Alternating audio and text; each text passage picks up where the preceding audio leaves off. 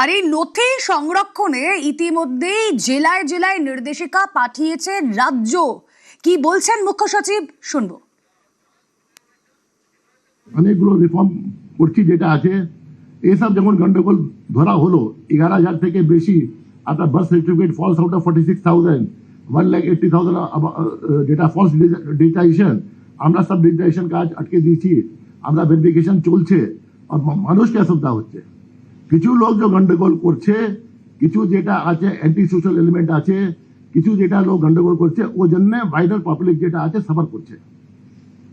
But এটা কি করা যায়, এটা সমাজে আছে, we have to pool out all this people.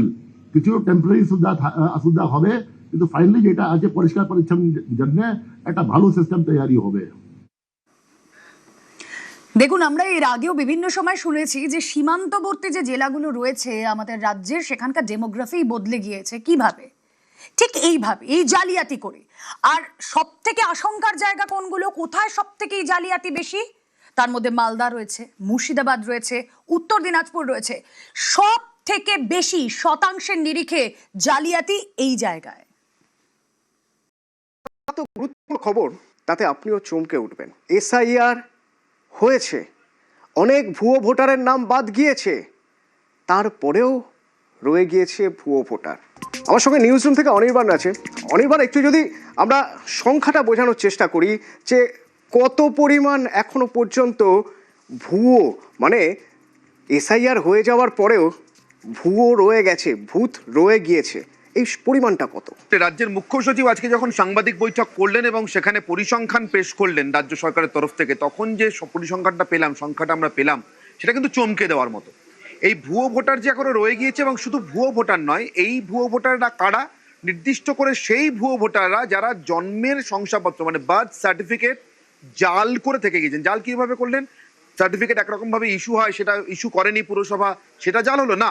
তার জন্মের যে সার্টিফিকেটটা, বার্থ সার্টিফিকেট যেটা দেওয়া হলো, সেটা কোনো পুরসভায় ইস্যু করলো, কোনো পঞ্চায়েত প্রধানই ইস্যু করলেন, কোনো কোনো কোনো ক্ষেত্রে মেয়র অথবা অন্য কোনো জনপ্রতিনিধি ইস্যু করলেন, যারা যারা ইস্যু করতে পারতেন এতদিন পর্যন্ত, আজকে থেকে বন্ধ হয়ে গেল।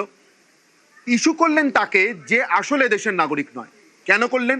এটা সব থেকে বড় প্রশ্ন, সে কথায় আসবো। কিন্তু তার আগে এই সংখ্যাটা হচ্ছে প্রতি 4 জনে 1 জন, যদি অ্যাভারেজ ধরি। রাজ্য সরকার যে নমুনা সমীক্ষা করেছিল, অর্থাৎ র্যান্ডামলি তুলে নেওয়া, এখান থেকে 2000, ওখান থেকে 3000, এখান থেকে 4000, এরকম ভাবে নমুনা সমীক্ষা করবার সময় রাজ্য সরকার 46-47 হাজার মতো, প্রায় 47 হাজার মতো নমুনা তুলে নেয়। দেখি তো এর মধ্যে কোন কোন বার্থ সার্টিফিকেট জাল, বা কোন কোন বার্থ সার্টিফিকেট আসলে এদেশের বার্থ সার্টিফিকেট পাওয়ার কথা নয় কিন্তু পেয়ে গিয়েছে, রাজনৈতিক প্রভাব, প্রতিপত্তি, যোগাযোগ ইত্যাদি কাজে লাগিয়ে।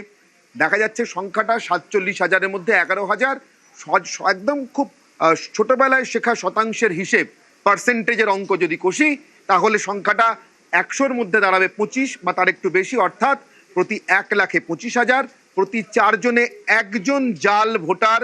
এমনভাবে জাল যে নিজের বার্থ সার্টিফিকেটটা জাল করে ভোটার তালিকায় নিজের নামটা তুলে নিয়েছে। কারণ আমরা জানি এদেশে বার্থ সার্টিফিকেট একবার বার করে নিতে পারলে তার সূত্রে বাকি সব করা যায়, অর্থাৎ আধার কার্ড, প্যান কার্ড, ভোটার লিস্টে নাম তোলা, এবং তারপরে প্রয়োজন পড়লে পাসপোর্ট পর্যন্ত। পাকিস্তানের আজাদ মল্লিক তো সে আজাদ রাজ্যের ছবি আমাদেরকে দেখিয়ে দিয়ে গেছে।